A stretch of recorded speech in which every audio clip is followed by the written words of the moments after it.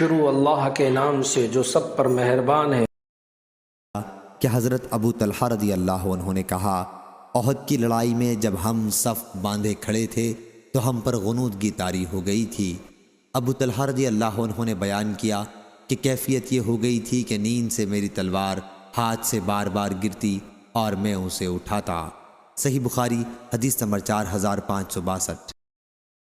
کہ کلمہ حسبنا اللہ و نعم الوکیل ابراہیم علیہ السلام نے کہا تھا اس وقت جب ان کو آگ میں ڈالا گیا تھا، اور یہی کلمہ حضرت محمد صلی اللہ علیہ وسلم نے اس وقت کہا تھا جب لوگوں نے مسلمانوں کو ڈرانے کے لیے کہا تھا کہ لوگوں، یعنی قریش نے تمہارے خلاف بڑا سامان جنگ اکٹھا کر رکھا ہے، ان سے ڈرو۔ لیکن اس بات نے ان مسلمانوں کا جوش ایمان بڑھا دیا، اور یہ مسلمان بولے کہ ہمارے لیے اللہ کافی ہے اور وہی بہترین کام بنانے والا ہے۔ صحیح بخاری حدیث نمبر 4563۔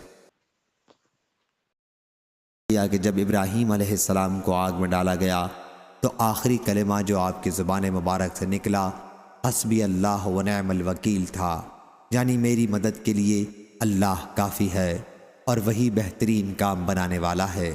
صحیح بخاری حدیث نمبر 4564۔